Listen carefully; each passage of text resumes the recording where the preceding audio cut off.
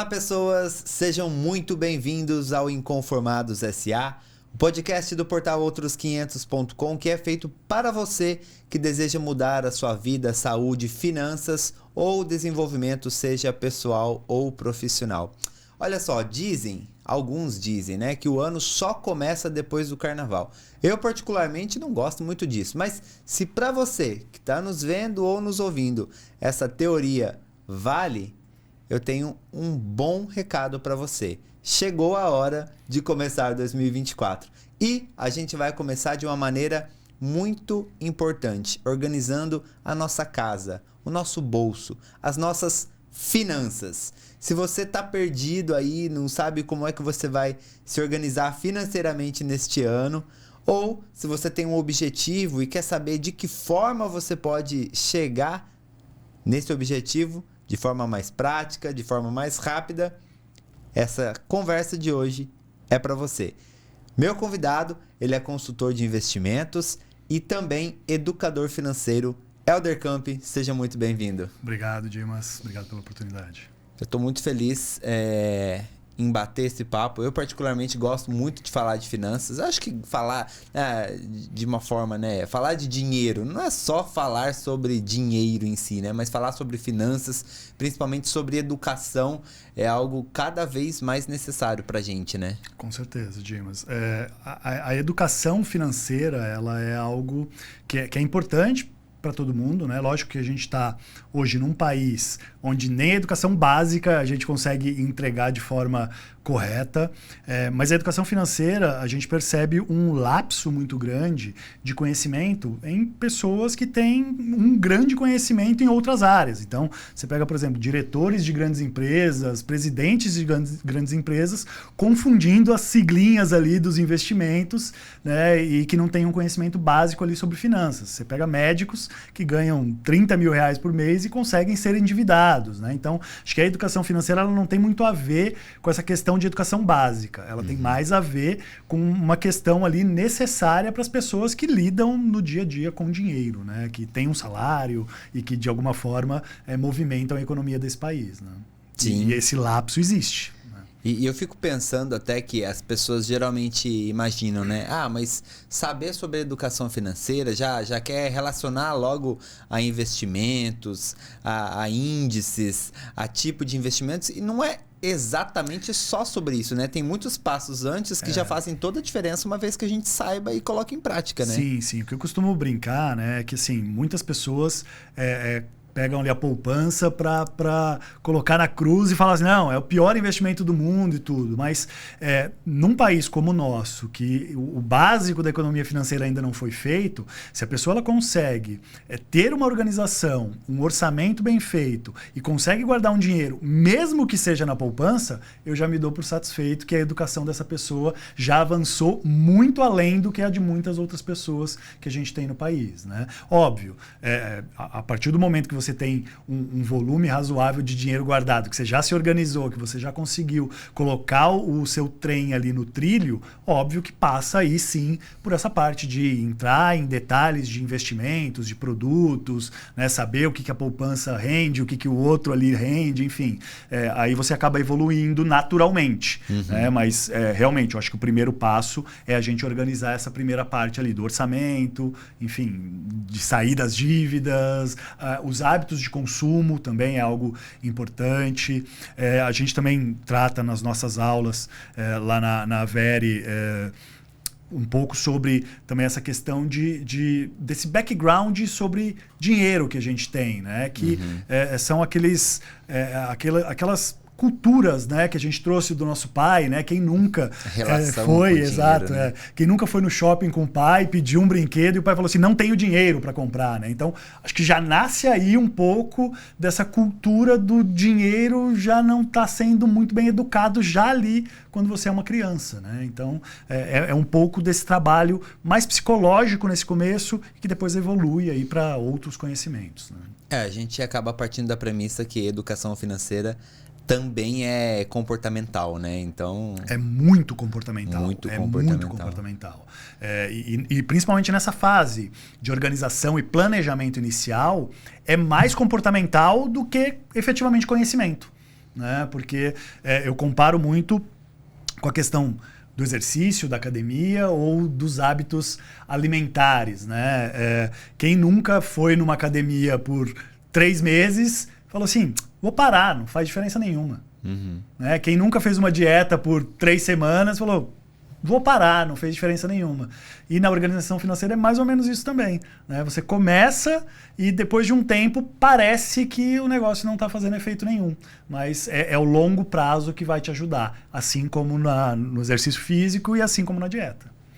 Perfeito. A gente vai entrar um pouco mais nesse assunto mais daqui a pouco, porque antes eu preciso falar de quem patrocina este episódio, que é a Conecta Vale. Se você que está aí do outro lado, nos ouvindo ou nos assistindo, quer fazer o seu planejamento financeiro de 2024 decolar e na área do empreendedorismo, ou seja, se você tem um negócio, se você tem alguma coisa aí que você faz e vende ou que você pode vender e está aí na dúvida se é para você ou não empreender, eu te digo que a Conecta Vale te dá uma grande chance de chegar lá, de empreender de fato, de aprender a empreender.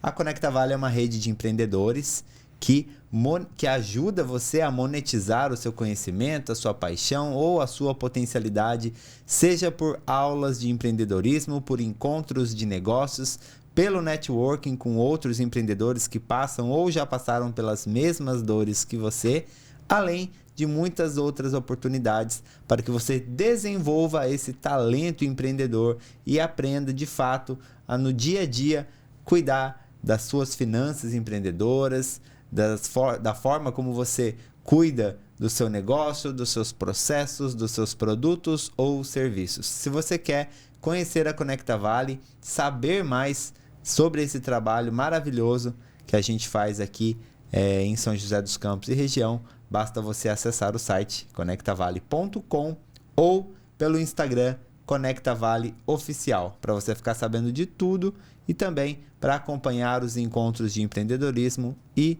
os outros eventos da programação da rede de empreendedores. Bom, Helder, você falou um negócio que logo de cara eu falei, lá vem polêmica, que é justamente a questão da poupança, né? A gente traz muito a gente vê muito, né, essa questão de não vale a pena a poupança, não vale a pena porque rende menos, tal, é menos que a Selic, papapá. Mas ela é o primeiro passo, o primeiro ponto para a gente entrar nessa questão da educação, né, do comportamento financeiro, né? Porque muitas vezes a gente precisa separar isso, né? Uma coisa é você ter esse padrão de poupar, de guardar. Outra coisa, uma vez que você tem esse padrão, aí sim você define para onde vai. E isso tem a ver com o perfil também, né? Acredito que a gente vai falar disso daqui a pouco. Sim. Mas a poupança é o primeiro passo, né? É saber controlar, guardar, poupar o dinheiro, né? Isso, a poupança, ela se popularizou, né? Eu acho que o próprio nome, ela já diz qual é a finalidade dela. É ajudar as pessoas a poupar. Então, para quem tem tá ali no comecinho e tem já aqueles hábitos de consumo já bem regrados e que já sabe guardar ali 10, 15, 20% das suas entradas mensais, acho que o caminho inicial pela poupança é válido.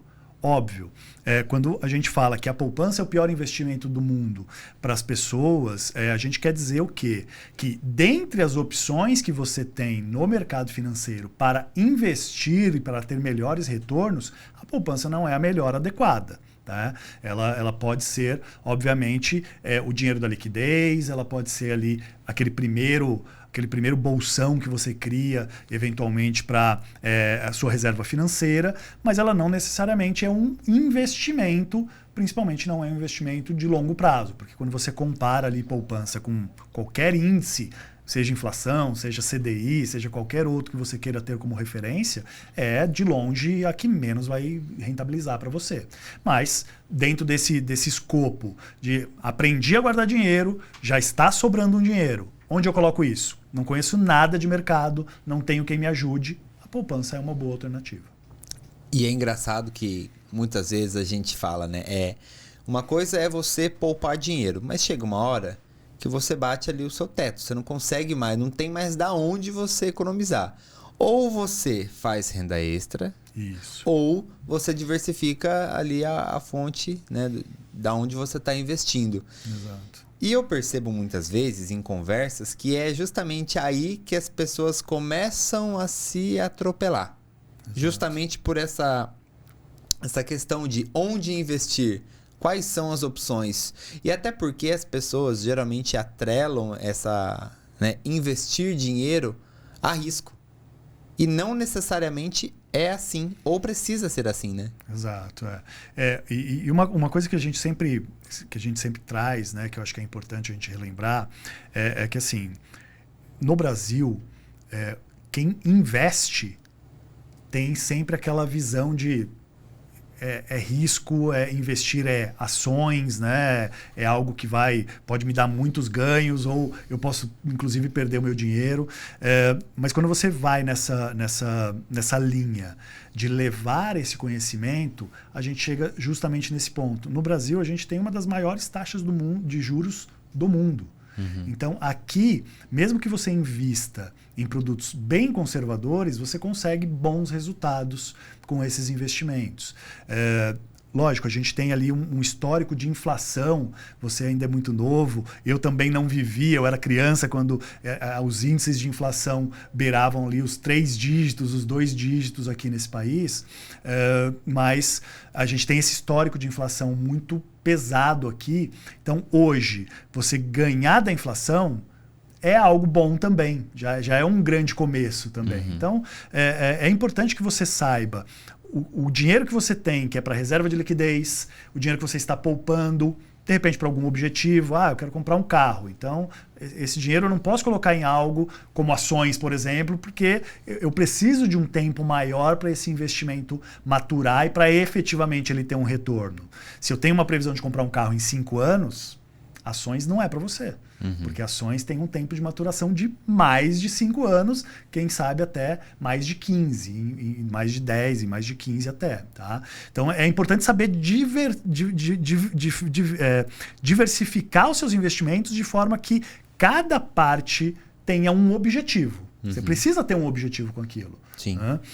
É muito comum, Dimas, até, você falou ali do Conecta Vale, é importante a gente relembrar e trazer exemplos que são muito comuns, né? Eu trabalho há 22 anos no mercado financeiro, sempre trabalhei atendendo a pessoa física, a pessoa jurídica diretamente, né? Eu não sou daqueles caras que trabalham no back ali com os números e vendo gráficos, não. Eu sempre estive com o atendimento, diretamente com as pessoas. E a gente tem diversos perfis de pessoas, né? Então, você falou do Conecta Vale, é importante a gente lembrar, por exemplo, o empresário. A pessoa que é empresária, ela normalmente já tem todo o risco financeiro dela no negócio dela. Se o negócio dela der muito certo, ela vai ganhar muito dinheiro. E se o negócio dela der errado, muito provavelmente ela vai ter dificuldades financeiras. Então o risco dela já está todo ali. Uhum. E o que acontece com o perfil de pessoas que são empreendedoras? Normalmente elas são empreendedoras nos negócios delas e também com dinheiro. Então, o que acontece muito? O empresário, e aí vou pegar o exemplo da pandemia, que foi algo bem recente, que mostrou muito isso pra gente, né? O empresário de um restaurante, por exemplo. O empresário de um restaurante, ele já tem o risco dele no negócio dele. Uhum. E ele, quando tinha uma reserva de emergência, uma sobra, né, dos lucros da empresa, o que ele fazia com o dinheiro? Eu sou empreendedor, eu sou arrojado. Então, eu não me conformo em ganhar 5, 10, 15% ao ano. Eu quero ganhar mais. Então ele foi arrojado, colocou lá o dinheiro dele em ações. Quando veio a pandemia, o que aconteceu com esse cara? Quebrou. Ele teve que fechar o restaurante e o investimento dele que estava em ações desvalorizou 40%. Então essa pessoa, ela precisaria ter uma educação financeira anterior para entender que o risco dela está no negócio dela. Sim. Primeiro ponto. Segundo ponto. O dinheiro que sobrou daquele negócio, eu tenho que investir em coisas líquidas. Se ele tivesse com o dinheiro dele na poupança naquele momento, ele provavelmente não teria quebrado. Uhum. Entende? Então, isso que é importante sobre investimento, a gente saber dividir os objetivos de cada um dos recursos que a gente tem, né? E aí trazendo a questão da poupança, que é importante para isso. Poupança é reserva de liquidez e poupar, aprender a poupar nos primeiros passos que você está dando rumo a esse novo conhecimento que você ainda não tem, que você está construindo. Engraçado que enquanto você falava, já me vinha à mente algumas objeções que no Brasil particularmente são muitas, né? Quando a gente começa a associar, né, investir no Brasil, as pessoas elas têm, por um lado, muitas ressalvas, né? Aí você vê quantas pessoas, acho que, não sei se é 1% ou 3% dos brasileiros, né, que investem em ações. É um número muito irrisório. Por outro lado, desses, quantos realmente estão investindo sabendo o que estão fazendo? E em meio a esses dados, né, que a gente traz, existe muita polêmica, né? E aí, quando a gente fala de polêmica, né, não é nem o caso da poupança. É gente que faz coisa errada, que confia em qualquer coisa, sai vendo aí... Já não sei se vou ser cancelado por isso, enfim, mas vou falar. Sai vendo aí influenciador falando, esse aqui, esse investimento tal, essa empresa tal. E aí pega aquilo e fala, opa, vou e vai. Sem saber o que está fazendo, exato, muitas vezes, e depois cai do cavalo. E aí depois vai falar, mas Brasil, não dá para investir no Brasil por isso, por aquilo outro. Dado todo esse contexto, eu te faço a seguinte pergunta. Investir no Brasil é seguro? O mercado brasileiro, seja renda fixa, a gente sabe, né? Pelo menos a gente que já conhece mais sabe, mas é até legal você abrir esse ponto também. Mas principalmente a renda variável no Brasil, é seguro?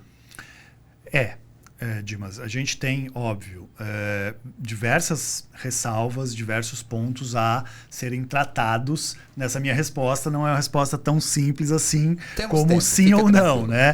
Normalmente a resposta é depende. Mas vamos lá. Pegando um pouco aí do que você trouxe, eu vou tentar puxar ali várias coisas que são importantes a gente relembrar para as pessoas, né? Acho que o primeiro ponto, né? Influencers, né? Realmente é algo complexo no nosso país. A gente tem a CVM, que é a Comissão de Valores Mobiliários, que é quem regula o mercado financeiro brasileiro. Ela já tentou e parece que agora vai evoluir nisso, mas é realmente algo muito difícil de se mexer. Por quê? Você fazer uma regulação dos influencers e das pessoas que dão indicação de investimentos, tá? Então, vou dar um passo atrás aqui só para clarificar. Hoje, eu, que trabalho no mercado financeiro há 22 anos, que tenho certificações reconhecidas internacionalmente para atuar nesse mercado, sou credenciado na CVM como consultor financeiro. Eu, particularmente, não posso recomendar nenhuma ação. Caramba. Eu não posso chegar pro Dimas e falar assim, compre essa ação. Compra Oi. Compra Oi, compra Vale, compra qualquer ação. Eu não posso. A minha certificação, a minha categoria de profissional não me permite ser o que a gente conhece no mercado como um analista de empresas. Esse cara, sim, que tem uma certificação CNPI, né, que a sigla depois vai acabar em algum momento, as pessoas podem pesquisar ali. Mas um profissional CNPI, esse sim é um profissional habilitado a fazer recomendação de ações. E a CVM tem muita dificuldade dentro desse mundo gigantesco que é a internet, YouTube, Instagram, Facebook e tudo mais, filtrar. Pô, esse cara tá fazendo uma recomendação. Será que esse cara é analista CNPI? Geralmente não, né? Geralmente não. Eu diria que 90% não é. Mas é muito difícil para ela fazer essa regulação. E é importante que as pessoas que seguem aqueles influencers, aquelas pessoas que estão fazendo aquelas indicações, tenham a consciência disso. E aí, por isso que é muito fácil da pessoa, de repente, cair num golpe. Sim. Em uma pirâmide financeira, em alguma coisa nesse sentido, porque ela sequer sabe que existe por trás desse mecanismo todo um órgão regulador, que é a CVM. Sim. Então, se você for lá hoje no site da CVM procurar consultores de investimento, colocar meu nome lá, você vai me achar. Eu tô lá. Se você pesquisar o seu influencer favorito, provavelmente ele não está. Ou seja, o buraco é bem mais abaixo. É muito mais complexo do que se imagina, entende? E aí, né, o segundo ponto, a questão de ter uma educação financeira básica. Básico. Estou falando que hoje a taxa básica da economia brasileira é 11,25 ao ano. Quando eu recebo no meu Instagram uma promessa de ganhos de 10% ao mês, eu imediatamente, tendo esse conhecimento, eu não vou aceitar aquele tipo de recomendação. Então, falta esse conhecimento básico, porque se a pessoa não sabe quanto que é a taxa básica da economia brasileira, ela vai achar que 10% ao mês é algo realmente factível. Sim. De você conseguir com segurança, que é o que é prometido normalmente. Ganhos com segurança. E assim, é uma pirâmide financeira. Sim. Né? Então, o mínimo de educação para essas pessoas, o golpe do Pix também é outro, né? Transfere 100, eu te devolvo o dobro. O cara transfere 100 e recebe 200. Funcionou, não é que o negócio funciona mesmo? E vai, transfere, né? 300, recebe 600. Daqui a pouco ele está transferindo 5 mil e aí não vai mais ver o dinheiro nunca mais. Né? Então, é importante saber como é que funciona pelo menos o básico do mercado financeiro para evitar de cair nesse tipo de armadilha. É aquela coisa, né? Num país em que existe até jogo do tigrinho, a gente tem que considerar tudo. A gente tem que considerar tudo.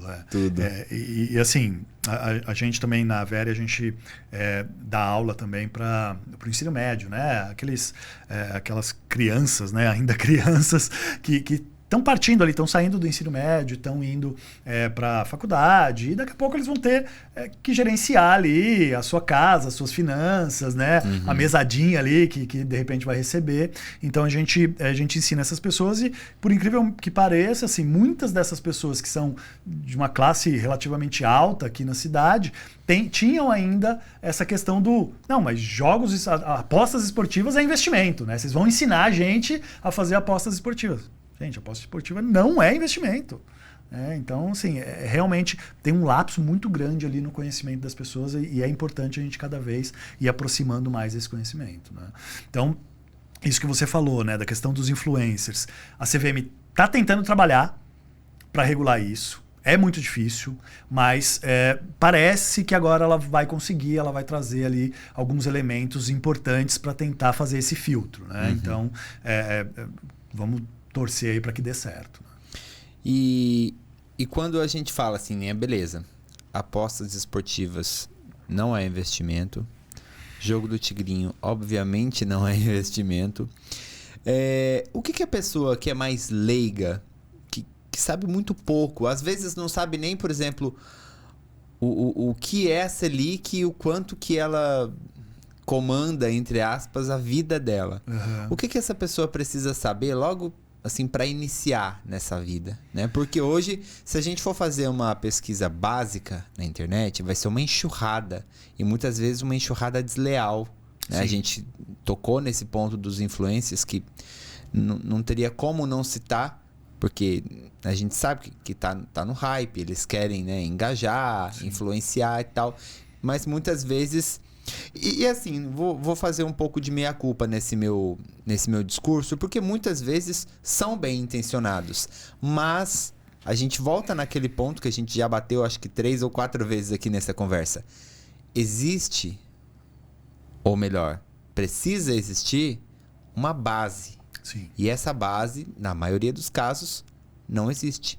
Então, quando a pessoa que quer, e com todo direito, com todo orgulho mesmo, quer fazer a sua base, quer começar a investir, qual seria o melhor caminho? O que ela começa, ou por onde ela começa a descobrir a educação financeira, ou até mesmo os investimentos? Excelente pergunta.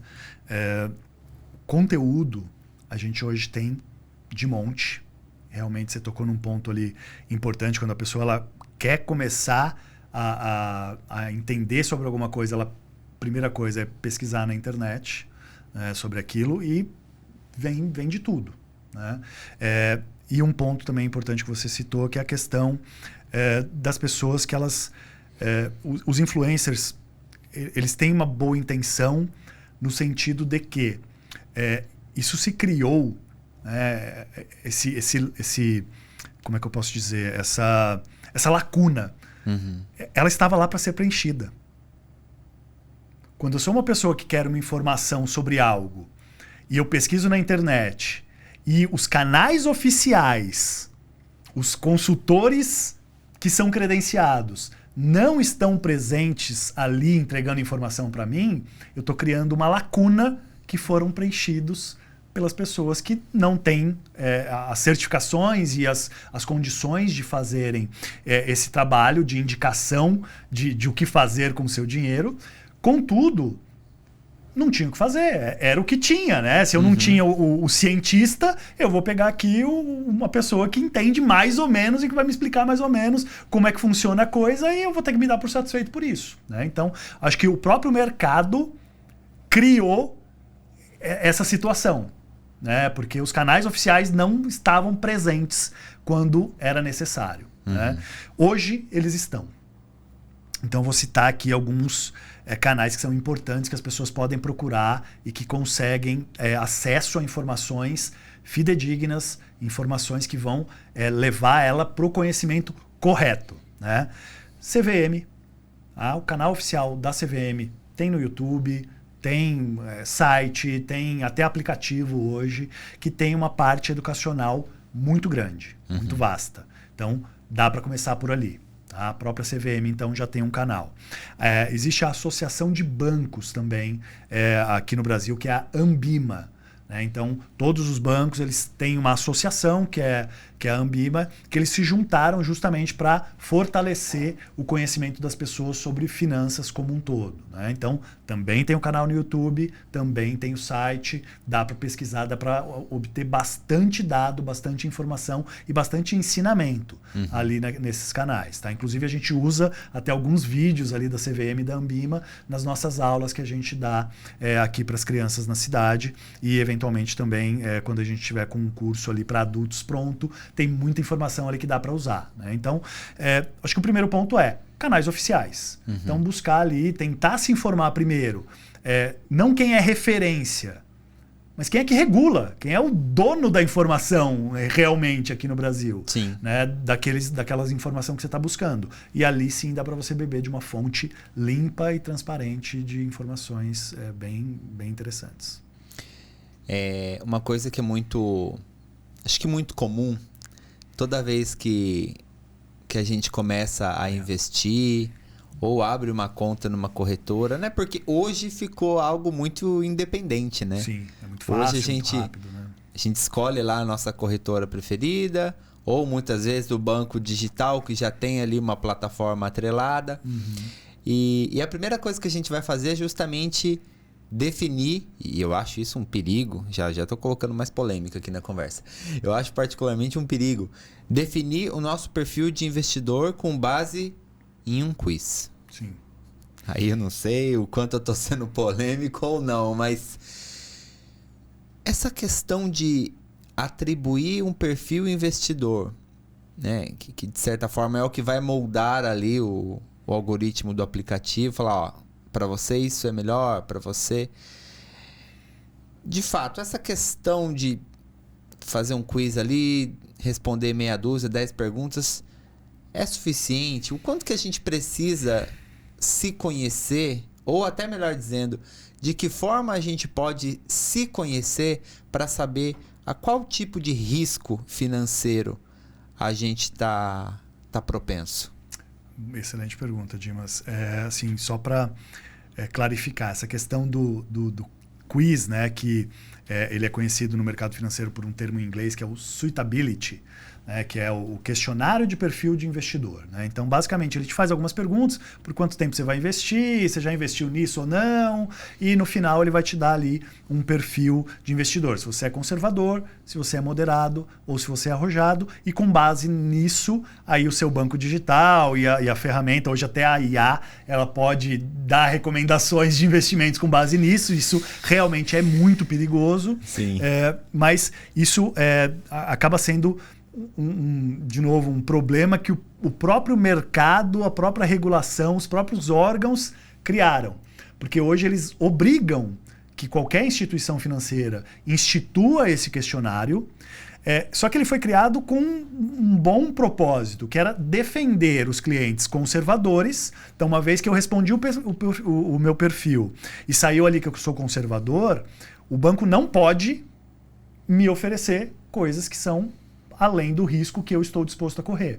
Então, nesse sentido, ele é bom, ele atende o seu propósito. Sim. O problema é que quando, a depender das respostas que eu dou ali, eu acabo tendo uma recomendação bem arrojada na minha carteira, mas eu tenho um baixo conhecimento de mercado financeiro. Esse é o ponto. Então, às vezes eu respondo ali, não, quero investir por 10 anos e tudo, só que eu nunca investi no mercado financeiro, não conheço, caiu lá no arrojado, porque eu coloquei que o meu prazo é bem longo.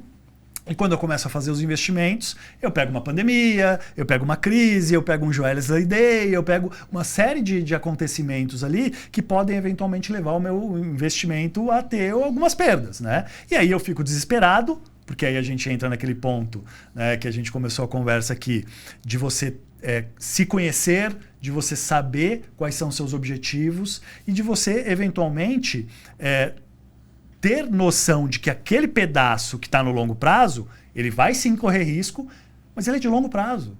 Não é para você mexer agora. Não é para você colocar agora e ficar lá todo dia olhando e ver se crescer um pouquinho, se descer um pouquinho. Não, é de longo prazo. Então, óbvio, você tem que acompanhar ali, saber se a empresa que você comprou uma ação continua saudável, se o negócio dela ainda é um negócio necessário, né? Mas isso você vai fazer a cada 1 ano, a cada 6 meses. Então você não precisa estar ali todo dia olhando aquele investimento.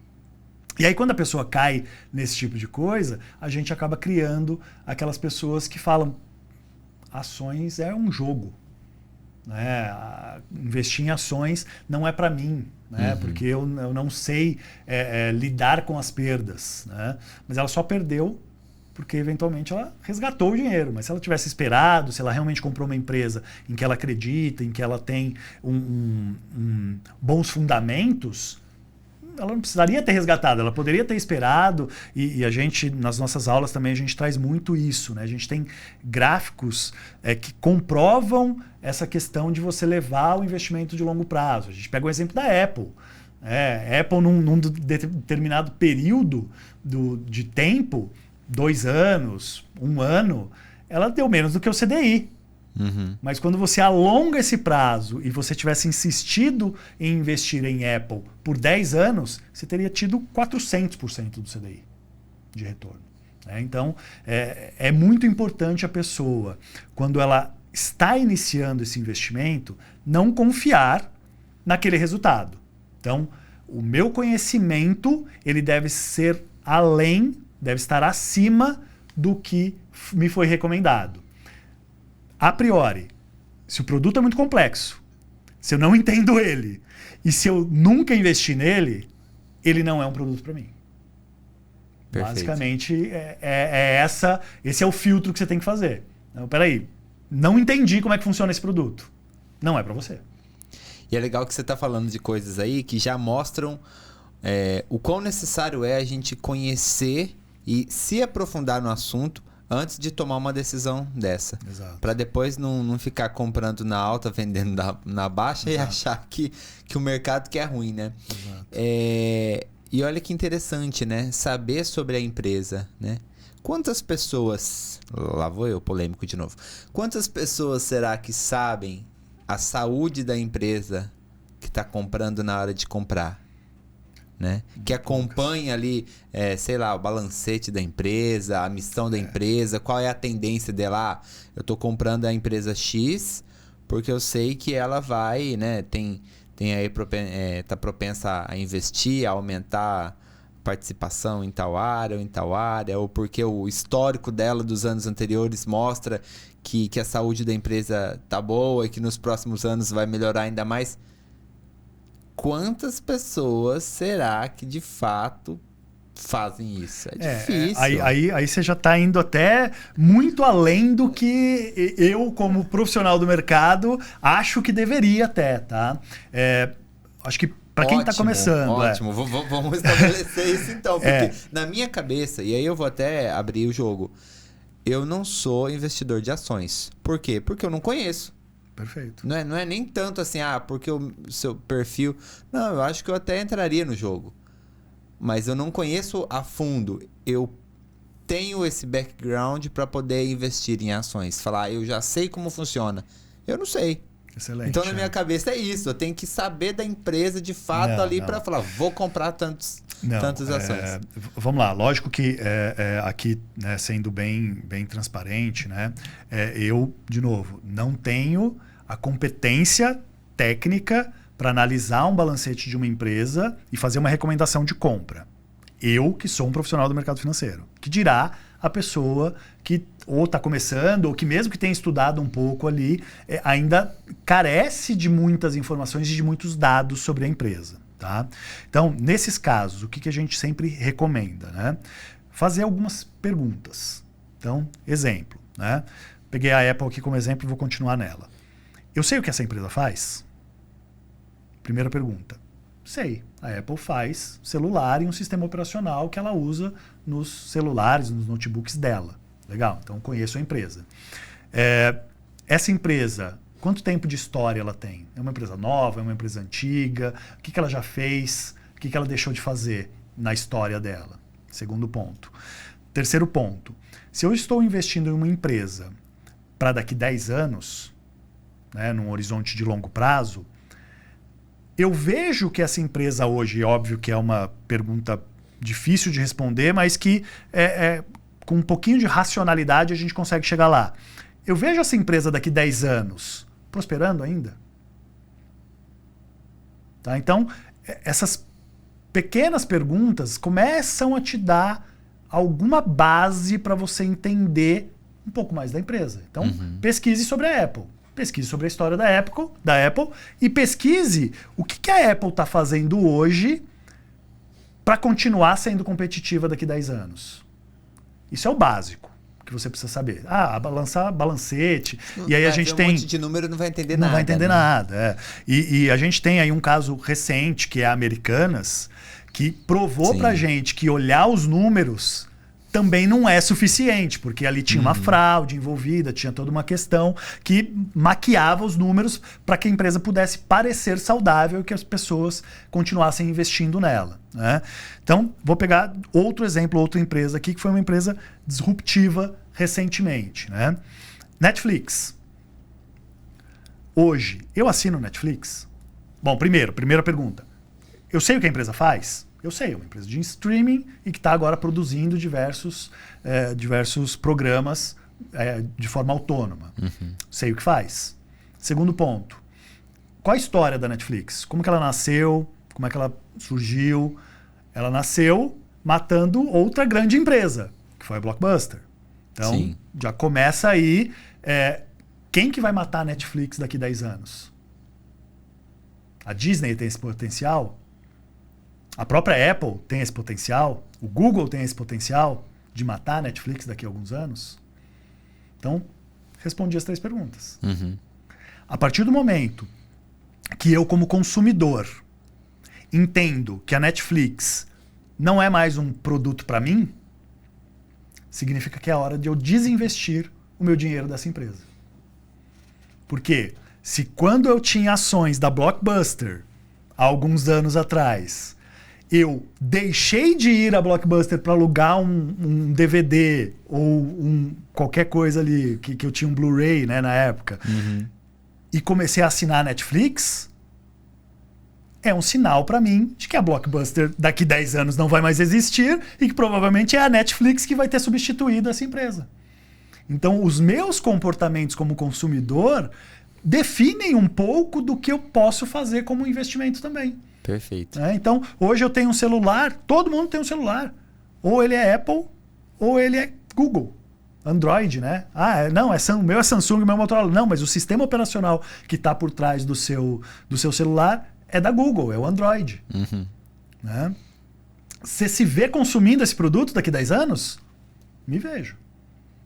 Você acha que tem outra empresa que tem potencial de tirar essas empresas hoje do mercado nesse segmento? Eu não acho. Então você pode investir o seu dinheiro em Apple, você pode investir o seu dinheiro em Google. Tá? E é legal que essa trajetória, né, que você falou, de como chegar nessa resposta, né, se eu invisto ou não. Primeiro, a gente não falou nada de balancete, né? Nada. Óbvio.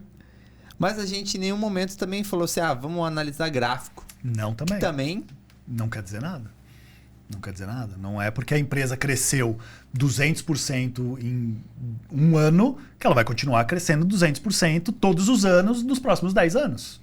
Né? Então, é importante você ter... E aí você pega alguns exemplos, né? De novo, Americanas. Americanas e Magazine Luiza, elas têm muita similaridade. São empresas do mesmo setor, eram concorrentes. Americanas, ela teve um problema grave e sério de fraude. Isso é importantíssimo destacar. Não teve nada a ver com a gestão da empresa, não teve nada a ver com o negócio em que ela está inserido. Mas quando você começa a pegar mais informações sobre o segmento, você percebe que é um segmento cujas margens de lucro dele são muito pequenas.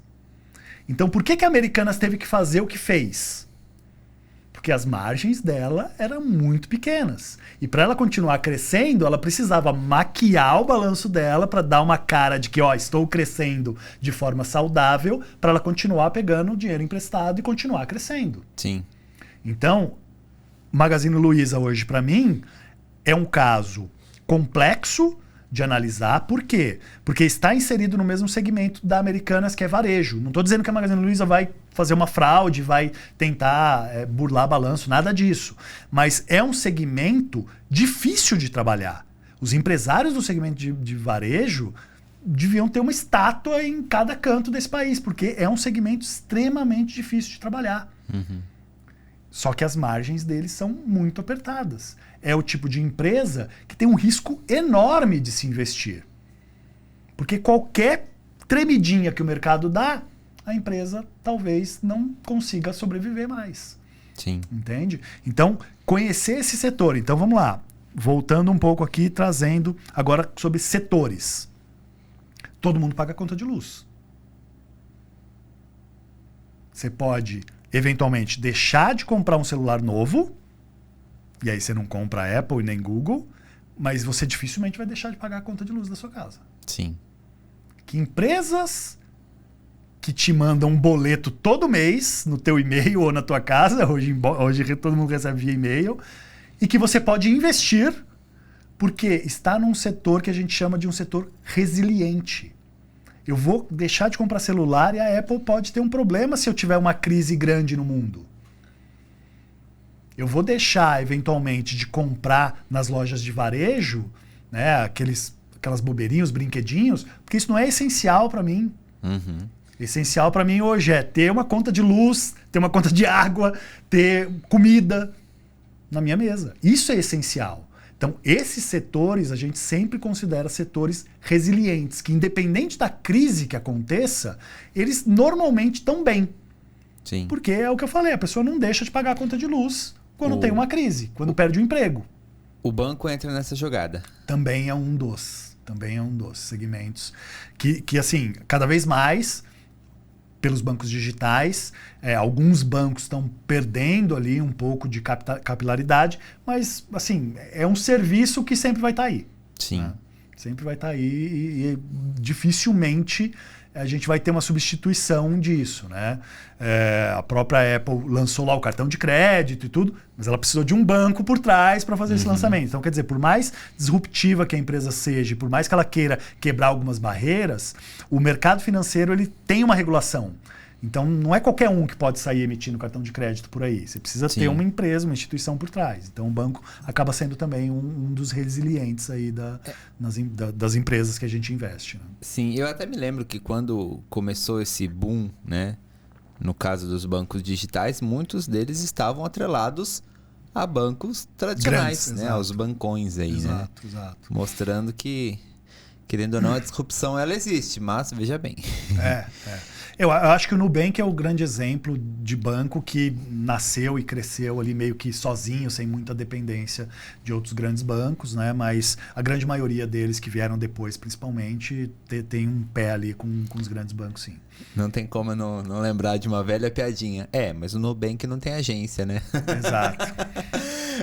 Partindo ainda num outro ponto que a gente atrela muito ao mercado de ações, que análise ou que pensamento que a gente precisa ter a respeito de outros setores, até mesmo no Brasil, né? Por exemplo, não é, vamos fazer aquele asterisco, né? Não é uma indicação de investimento, de compra.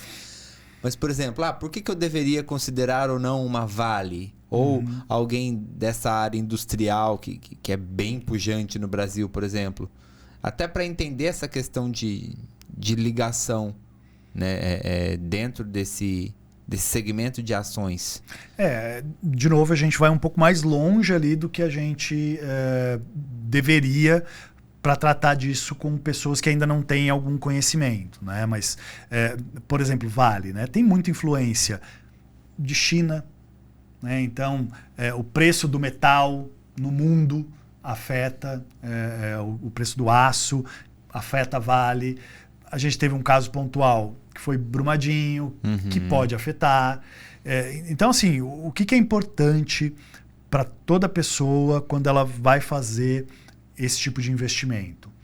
Sempre fazer essas 3 perguntas. Eu teria esse produto? Né?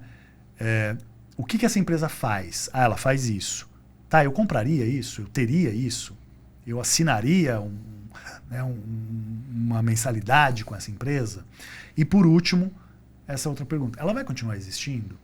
Então, vamos pensar aqui num setor que ainda está longe de deixar de existir, mas que talvez tenha que se transformar.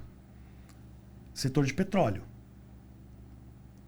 Cada vez mais as pessoas estão preocupadas com a questão de sustentabilidade da exploração de petróleo. Cada vez mais a gente está preocupado com emissão de gases. Então, o petróleo é o que me dá gasolina. Então, já não abasteço meu carro mais com gasolina, eu abasteço com etanol, porque polui menos. Existe uma pressão. Então, assim, Petrobras e empresas ali do segmento de petróleo vão estar existindo daqui, talvez não 10, mas daqui 40, 50 anos? Eu não consigo responder essa pergunta. Então, Vale, essa exploração que gerou o caso Brumadinho ali, né? Essa questão de você, vamos tirar todo o lucro necessário ali que a gente precisa e vamos fechar um pouco o olho ali para a segurança e para que é esse tipo de empresa que eu quero ter, investir, colocar dinheiro? Não sei, entende? Então, é importante também a pessoa ela colocar um pouco dos seus propósitos, dos seus objetivos e dos seus gostos. Se eu não como carne, se eu sou vegetariano, por que eu tenho na minha carteira JBS, por exemplo? Não faz sentido. Estou investindo numa empresa que não vai de encontro aos meus propósitos, entendeu? Sim. Então, hoje tem tem muito disso nos investimentos, né? Muita gente preocupada com essa questão de sustentabilidade, muita gente preocupada inclusive com a questão de essa empresa, não sei se ela vai existir daqui a pouco, porque o mundo está se transformando de forma que provavelmente essa empresa não vai mais conseguir vender o que ela vende hoje da forma eficiente como ela faz. Né? Sim. É aquilo, né, Helder? Se a gente for fazer uma associação, talvez um pouco barata da minha parte, mas se a gente for fazer uma associação, querendo ou não, você está sendo sócio de uma empresa. Exato. Você está sendo embaixador de uma empresa. Por que você vai ser sócio ou embaixador de uma empresa que tem valores ou características que são diferentes da sua? Você não acredita. Faz total sentido. Exatamente. Então... E eu acho que é até legal a gente fazer essa análise, porque ela é muito mais humana e muito mais tangível a maior parte das pessoas quando em comparação àquelas que a gente vê. Né? Números, gráficos... Eu nunca vou investir em ações, se for depender disso. Só que nem de ações vive o investidor, né?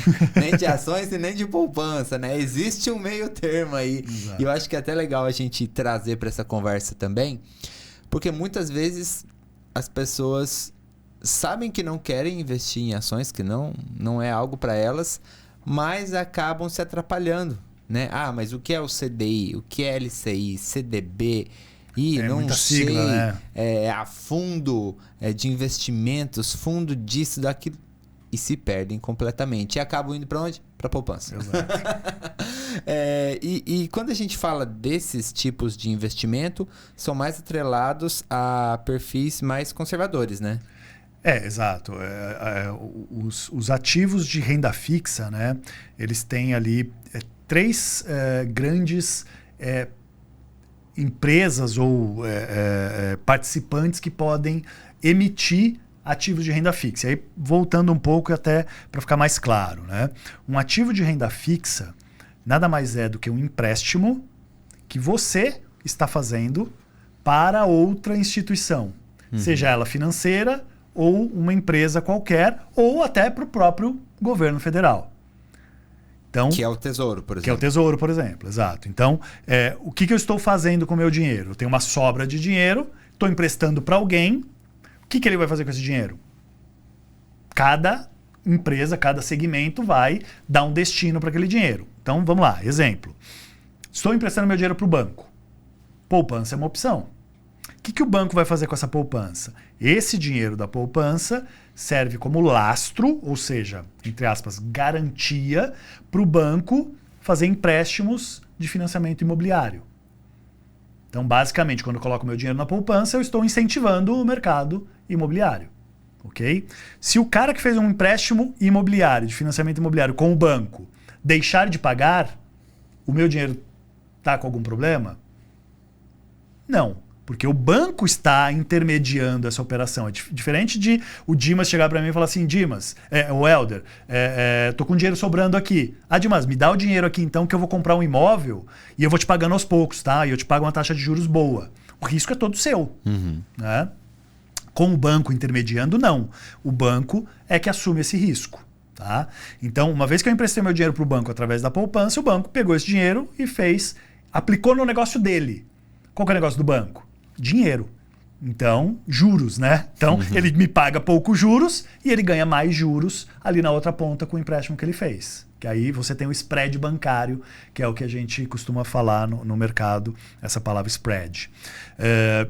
No banco também tem a opção do CDB, que é um tipo de investimento, que é um certificado de depósito bancário, que é um tipo de investimento que o dinheiro não está carimbado. Se eu depositar o meu dinheiro num CDB, o banco pode pegar esse dinheiro e fazer o que ele quiser. Ele pode emprestar naqueles empréstimos consignados, ele pode emprestar para empresários, ele pode emprestar para pessoa física. Esse dinheiro não está carimbado. O banco pode fazer o que ele quiser com ele. Né? Eu tenho as LCAs no banco também, que esse dinheiro sim está carimbado. Esse dinheiro tem que ir para o agronegócio. Então, é uma letra de crédito de agronegócio. Então, uma vez que eu investi nisso, o banco obrigatoriamente tem que usar esse recurso, esse lastro, para fazer empréstimos para o mercado de agronegócio. E aí você tem a LCI também, que é a mesma coisa, é uma letra de crédito imobiliária, só muda a sigla final ali. Por quê? Porque o banco também tem que direcionar esse dinheiro para incentivar o mercado imobiliário. Tá? Então, primeiro grande emissor do mercado de renda fixa, banco. Empresto meu dinheiro para o banco, a depender de onde eu coloquei o meu dinheiro, o banco faz alguma coisa com aquele dinheiro, investe no mercado. Tá? Empresas. Então, eu posso emprestar o meu dinheiro para uma empresa que não é financeira, que não é um banco. Então, pegar o exemplo aqui da Petrobras. Então, a Petrobras, ela, através de uma debenture, ela pode captar dinheiro, esse dinheiro fica carimbado para ela fazer um projeto. Construir uma plataforma nova, investir eventualmente em pesquisa para desenvolvimento futuro de novos produtos, enfim. Não tem muito destinação esse dinheiro da debenture. Tá? Se eu pegar uma empresa do agronegócio, então pegar o exemplo da JBS, que é uma empresa produtora de proteína animal.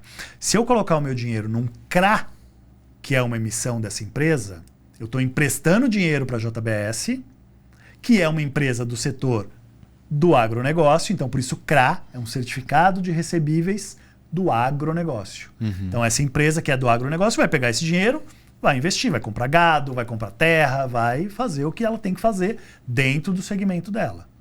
E, por fim, para as empresas também, eu tenho o CRI, que são empresas, daí pegar o exemplo da MRV, uma empresa construtora, incorporadora. Então, quando eu empresto meu dinheiro via CRI para essa empresa ela pode pegar esse meu dinheiro e comprar terreno, construir imóveis, enfim, investir no segmento de imóveis. Tá? Então, bancos e empresas, eu estou incentivando o próprio crescimento da minha região, do meu país, enfim. Estou emprestando dinheiro para essa empresa crescer, para essa empresa fazer alguma coisa com esse dinheiro. Riscos, né? Nos bancos, existe a possibilidade do banco quebrar e não me pagar o que eu emprestei para ele? Existe. Tá? Só que nos bancos foi criado uma sistemática, né? Como se fosse uma poupança, que todos os bancos colocam um pouquinho de dinheiro ali. E esse fundo, né, esse fundo que é o fundo garantidor de crédito, quando um banco quebra, esse fundo ajuda a pagar as pessoas que tinham dinheiro investidos naquele banco. Isso para quê? Por que o Banco do Brasil tem a ver com o banco ABC que quebrou? Tá? O setor bancário ele tem que estar protegido. Quem é que vai investir num CDB qualquer, de qualquer banco, sabendo que quando um banco quebra, eu não tenho mais meu dinheiro de volta? Então, o próprio sistema se organizou para criar o Fundo Garantidor de Crédito e garantir que, se você tiver até R$250 mil investidos em poupança, CDB, LCI e LCA, você vai ter o seu dinheiro de volta. Em qualquer banco. Tá? Então, você tem essa camada de proteção. Né? Eu posso investir em 100 bancos, 250 mil em cada um? Não. Esse fundo também tem um teto por pessoa para ser usado, que é de 1 milhão. Né? Então, coloquei ali meu dinheiro em alguns bancos, então até 1 milhão eu estou garantido que se alguns bancos quebrarem, eu ainda consigo receber. Tá? Nas empresas, eu tenho alguma garantia? Não. Então aí você já trata esses investimentos com um nível de risco um pouco maior. Tá? Porque se uma empresa ali, e aí pega o exemplo de novo, né? Vou trazer Americanas, tinha debêntures emitidas no mercado, tinham investidores que tinham entrado na renda fixa, comprado uma debênture da Americanas. O processo de recuperação judicial está em andamento, essas pessoas ainda não sabem se vão receber ou não o dinheiro de volta, se vão receber 10% ou se vão receber 80% do dinheiro de volta ou nada. Né? Então, está no risco ali. E por último, o governo, né? Que aí, através do Tesouro Direto, você tem a garantia do governo federal. Então, é aquela velha história. Né? Se o governo quebrar, as empresas já quebraram antes e os bancos quebraram depois. Rapaz, e aí o governo federal isso, quebrou. Se o governo quebrar, não fala isso, dá até um frio na espinha. Tá, mas assim, então onde que está a segurança no Tesouro Direto? É do seu próprio país, né? A segurança do seu próprio país. Então, esses são os níveis de risco dentro da renda fixa. Então, Tesouro é o mais seguro, na teoria. Os bancos é o segundo, porque tem o Fundo Garantidor de Crédito que te ajuda a garantir que uma parte, pelo menos, desse recurso que está investido ali não vai ser perdido. E, por último, e mais arriscado, as empresas. E até seguindo ainda nessa mesma linha, né? Esse é um outro ponto que eu ia te perguntar, justamente sobre como é que eu faço para escolher qual o melhor ou menos pior? Entra aí a questão de taxas também, porque aí a gente já está trazendo um outro problema, que muitas vezes as pessoas não vão saber analisar. É atrelado ao Selic, atrelado ao, sei lá, IPCA. Mas como é que eu sei se a Selic é melhor, se IPCA é melhor, se pré-fixado ou pós-fixado? E aí aonde o povo vai para a poupança. Exato. O que a gente pode ter até como educação mesmo, na hora de... Eu sei que esse é o melhor caminho para mim. Tá. De novo, né? Sempre atrelado a objetivos. Então, vamos pensar que quando eu faço um investimento, por exemplo, atrelado a CDI, a Selic, o que eu estou fazendo ali? Eu estou investindo em algo que eu não conheço qual vai ser o rendimento daqui para frente. Eu sei quanto é hoje. Eu sei que a taxa Selic hoje é 11,25 Se ela continuar sendo 11,25, eu vou ganhar 11,25 ao ano. Ou um pouquinho mais, ou um pouquinho menos. Enfim, depende ali das condições que você conseguiu de contratação. Só que eu desconheço essa taxa. E aí você pega um momento, né, da economia também recente, de novo para repetir, pandemia, que ensinou bastante para a gente, né, no mercado financeiro. A taxa Selic era 2% ao ano. Naquele momento mais tenso de crise na pandemia. Então, uma pessoa que investiu em Selic, atrelou o seu investimento a Selic, ele, naquele momento, ganhou 2% ao ano. E não tinha o que fazer. Né? Segundo, inflação, né, que você colocou. Não, inflação acho que eu vou deixar por último. O pré-fixado, né, como o próprio nome diz. Eu contrato hoje sabendo, pré-fixando qual é a taxa que eu vou ganhar lá na frente. Então eu sei quanto eu vou ganhar lá no vencimento daquele ativo. Né? Contratei a 12%, é 12%. Se a taxa de juros cair para 2%, eu vou ganhar 12%. Se a taxa de juros for a 20%, eu também vou ganhar 12%. Tá? Então é importante também ter essa consciência. E por último, aí sim os ativos atrelados à inflação, que é um ativo híbrido que a gente chama. Né? Por quê? Porque ele está atrelado a um índice também que eu desconheço, que é a inflação, só que ele tem um prêmio que a gente chama, né? Que ele tem uma taxa pré-fixada somada a esse índice de inflação. Então, exemplo, hoje a inflação no Brasil, o ano passado foi aí 4,59, alguma coisa assim. Tá? Se eu comprei um ativo que me pagava inflação, isso no ano passado, né? Me pagava inflação mais 5%, o que eu estou dizendo aqui?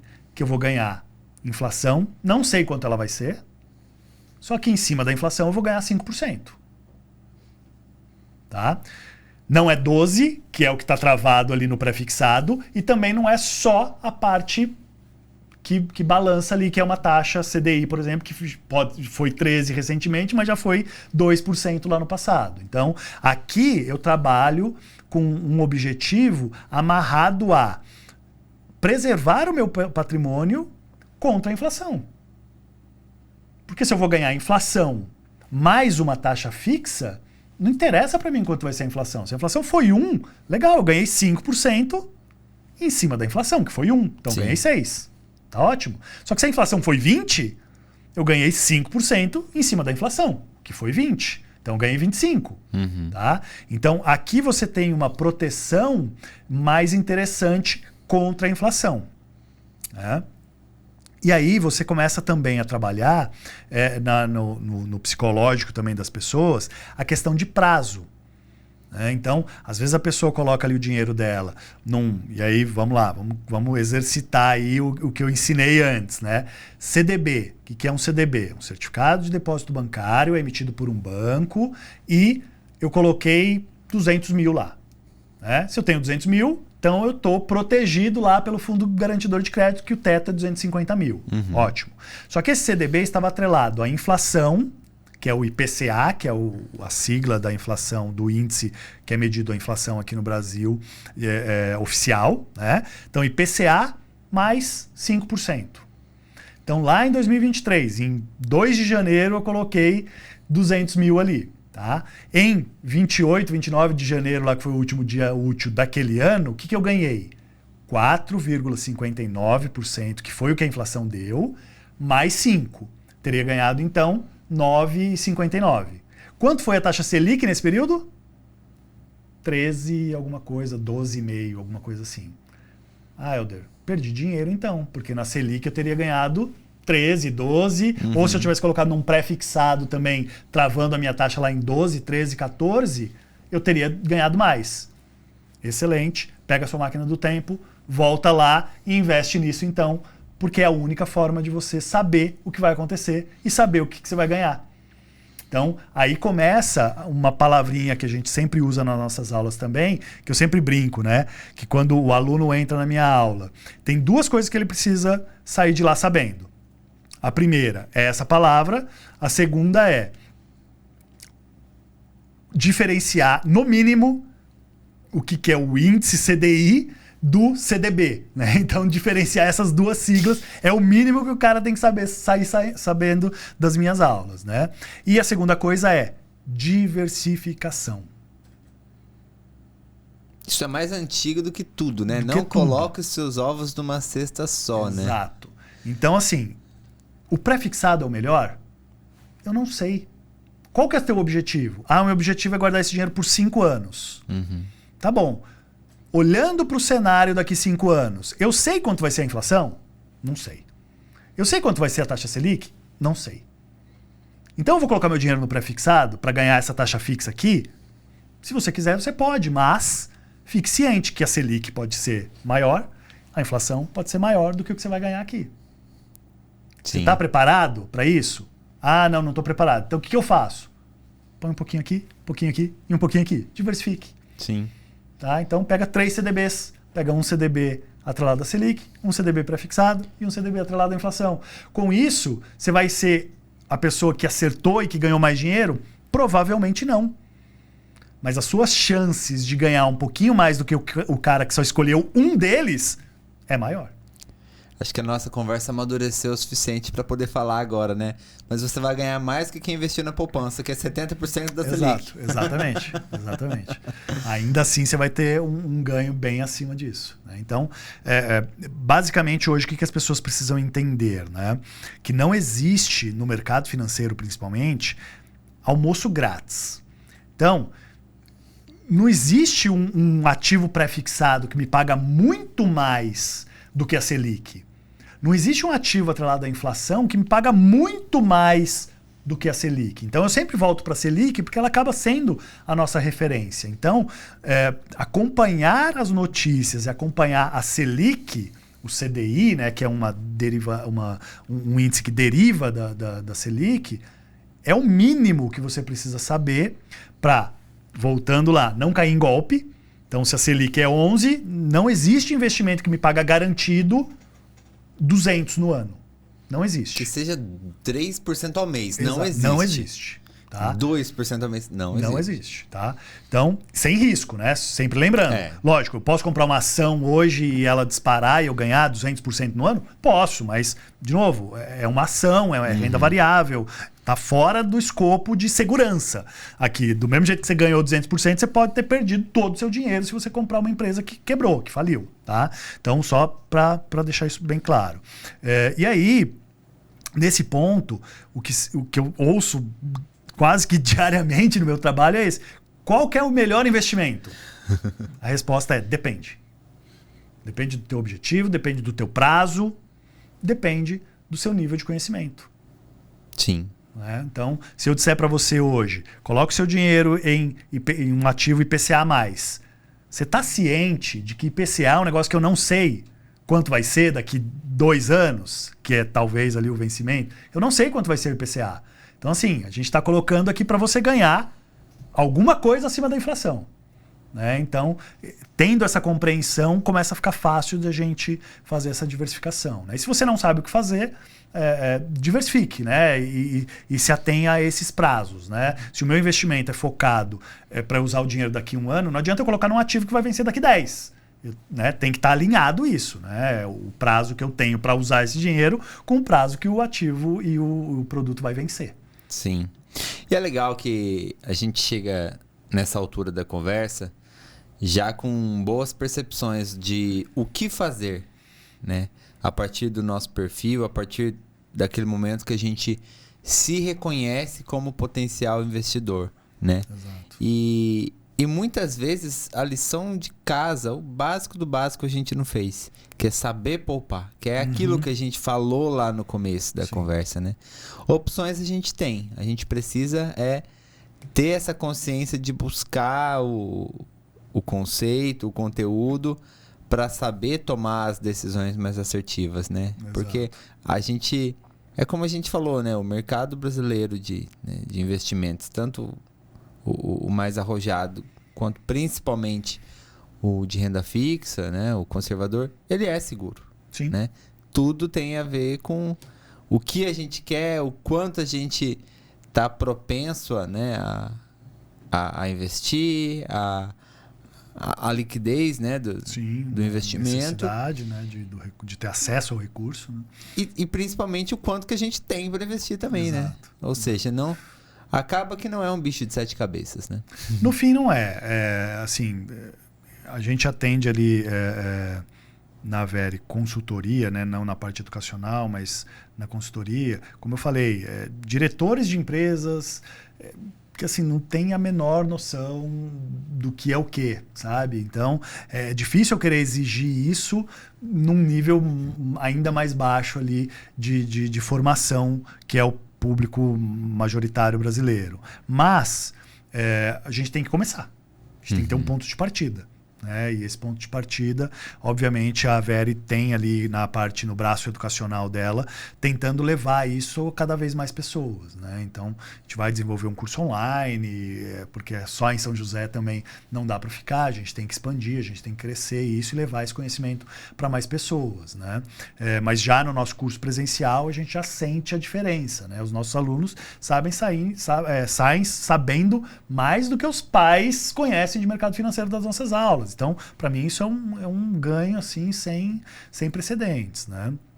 E agora, passando ali para o ponto, efetivamente, de o brasileiro poupar. Né? Como se organizar para fazer esse planejamento e começar a poupar um pouco mais de dinheiro. Né? A gente tem um lema, né, lá na Educacional, que é o Viva 90%. Esse é o nosso lema. Se você ganha 10, viva com 9. Se você conseguir guardar desses 10, 1.000 todo mês, você vai conseguir constituir uma poupança bem razoável ao longo do tempo. Né? Eu sei que isso é difícil de falar num país onde o salário mínimo, agora acabei de aumentar, é R$ 1.400, né? Para falar para uma pessoa guardar 10% de 1.400 num país que tem uma inflação razoavelmente alta, que os produtos são muito caros, é muito difícil. Sim, eu tenho consciência disso. Né? Mas a gente precisa começar de algum ponto. Né? E aí, nessa questão bem polêmica, né, o que eu costumo sempre trazer? Né? Se você hoje ganha o que quer que você ganhe ali de salário e você consegue investir 10% no mercado financeiro e outros 10% no seu conhecimento, através de cursos, através de... Pode ser até gratuitos mesmo, né? De repente não envolve nem valor financeiro ali, né? Mas se você consegue dedicar um tempo a um novo conhecimento, a tendência é que, no médio e longo prazo, você ganhe mais. Porque tem uma coisa que a gente aprende, logo que a gente entra no empreendedorismo, que é justamente isso. Eu só vou ganhar mais se eu aprender uma coisa nova. Se eu fizer uma coisa nova. Se eu continuar fazendo o que eu faço, do jeito que eu faço, no tempo que eu faço, eu vou continuar ganhando a mesma coisa. Sim. Então, se hoje eu sou um funcionário CLT, né, trabalho numa grande empresa, eu tenho que abandonar tudo aqui e empreender, então, é isso que você está me dizendo? Não necessariamente. Mas se dentro da sua empresa, você, com o seu salário que você está recebendo, você conseguir destinar 10% para uma poupança, né? Para guardar um dinheiro. E outros 10% você investir numa pós-graduação. Eu tenho certeza absoluta que daqui 2, 3, 4 anos, alguém dentro da sua empresa vai ver esse seu esforço e vai te promover. Sim. E agora, entre você que não fez uma pós-graduação e o teu colega do lado, que faz a mesma coisa que você, que ganha a mesma coisa que você, que tem uma pós-graduação, quem que vai ser escolhido para esse novo cargo, para ganhar mais? Para ser gerente, para ser coordenador, enfim. É o cara que tem a pós-graduação. Ele provavelmente, né, vai ser escolhido. Né? Não necessariamente é uma regra, mas muito provavelmente as chances dele são maiores. Então, o investimento em educação financeira passa por mais educação. Você tem um salário, você já tem uma reserva financeira, invista na sua educação, invista no conhecimento. Isso é importante para todas as pessoas. Sim. Para todas as pessoas. Desde quem ganha um salário mínimo até quem é diretor na empresa. Porque o diretor da empresa também, em algum momento, ele vai, de repente, ser substituído. Sim. Né? Ou pela aposentadoria, que aí é o que a gente deseja, mas também ele pode ser substituído porque ele é um custo alto para a empresa, de repente. Sim, porque não se adaptou, né? Exatamente.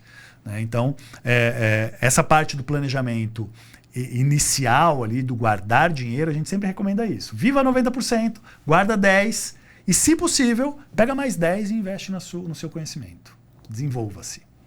Perfeito. A gente não pode terminar a nossa conversa sem uma pergunta que eu sempre faço para todos os meus convidados. Que conselho você daria hoje que você gostaria de ter ouvido há, sei lá, 10, 15, 20 anos atrás? Tá, não pode falar viva 90%. Viva 90%. Pode também, mas mais um. Hoje, assim, dentro do meu segmento, né, do meu trabalho, eu acho que eu poderia ter acordado um pouco mais cedo para essa questão da educação financeira. Não só a minha, né, mas eu, como profissional de mercado, levar mais educação financeira para mais pessoas, né? Eu acho que, olhando para trás aqui, eu vejo que realmente aquela lacuna que eu falei, que acabou sendo preenchido por profissionais que não são do mercado financeiro e acabando trazendo diversas informações equivocadas, né, sobre o mercado, eu acho que eu lá atrás poderia ter aproveitado melhor esse movimento e eventualmente ter crescido nessa parte de educação financeira mais do que hoje, tá? Acho que seria isso. Tem aí uma grande chance para quem está ou nos ouvindo ou nos assistindo. Mais que nunca, aproveite agora, né? Para aprender, para buscar mais, né? Exatamente. Maravilha. Quero agradecer a você que chegou ao final do nosso episódio, seja no YouTube ou lá no seu agregador de podcasts preferido. E, como eu sempre falo, fontes de inspiração para que você desenvolva sua vida, saúde, finanças e desenvolvimento, seja pessoal ou profissional. Isso tudo você vai encontrar aqui no nosso podcast Inconformados S.A. Fique ligado que na semana que vem tem mais um episódio, mais um convidado inédito e, como sempre, compartilhe nosso episódio com quem você conhece, com quem precisa ouvir ou assistir todo esse conteúdo que a gente trouxe, toda essa história que o Helder trouxe pra gente. E claro, não deixe de acompanhar as nossas redes sociais, seguir, se inscrever, ativar as notificações, independente de qual rede você esteja. Seja YouTube, Instagram, Spotify, Google Podcasts ou também Amazon Podcasts. E no mais é isso. Helder, muito obrigado mais uma vez. Dimas. Foi um papo incrível, muito bom e de muito aprendizado. Obrigado pela disponibilidade e obrigado a você. Procure a Veri. A gente pode te ajudar a investir e a gente pode te educar também aí financeiramente. Estamos à disposição. Valeu, obrigado. Obrigado.